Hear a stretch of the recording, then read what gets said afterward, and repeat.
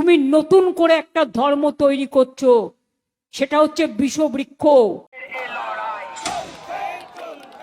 আমরা স্বামী বিবেকানন্দ, রামকৃষ্ণ ঠাকুর, জয়রামবাটি, কামারপুকুর, সারদা মা, তাদের ধর্ম মানি।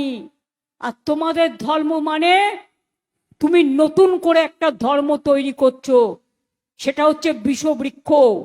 তপশিলি আদিবাসী ভাগ করে দাও, হিন্দু মুসলমান ভাগ করে দাও, খ্রিস্টান বুদ্ধ ভাগ করে দাও, মা বোনেদের পরিবার ভাগ করে দাও, শুধু ভাগাভাগির খেলা চক্রান্ত।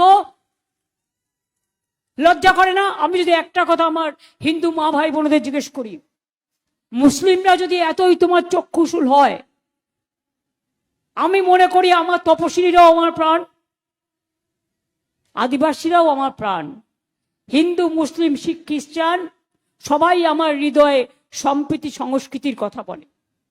কিন্তু বলুন তো, আমরা কোনো অধর্ম তো করি না, আমরা কোনো ধর্মকে অসম্মান করি না।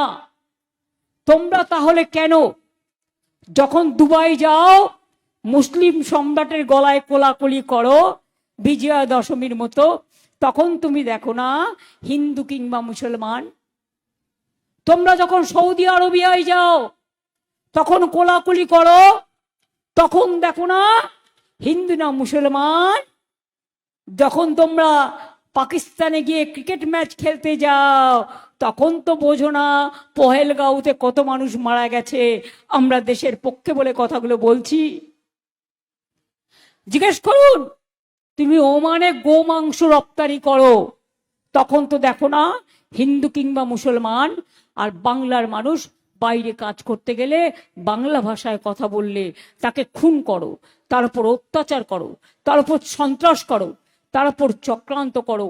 আমার অনেক ভাই বোন পরিযায়ী শ্রমিক মারা গেছে, এদের অত্যাচারে আমাকে ডেড বডি নিয়ে আসতে হয়, পরিবারগুলোকে দেখতে হয়, আমি জানি। কিন্তু এখানে আমারও তো 1.5 কোটি পরিযায়ী শ্রমিক আছে যারা অন্য রাজ্যের। আমরা তো তাদের সাথে কোনো অসম্মান করি না, আমরা তাদের ভালোবাসি।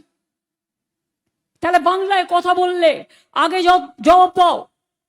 সোনার বাংলা লিখে নিয়ে এসে বলবার আগে সোনার বাংলার ছেলে মেয়েদের ওপর বিহারে কেন অত্যাচার করো, কেন উড়িষ্যায় অত্যাচার করো, কেন রাজস্থানে অত্যাচার করো, কেন উত্তরপ্রদেশে অত্যাচার করো, কেন দিল্লিতে কালী মন্দির ভেঙে দাও, কেন কাশী বিশ্বনাথ করবার জন্য সমস্ত ধর্মীয় মন্দির ভেঙে দাও?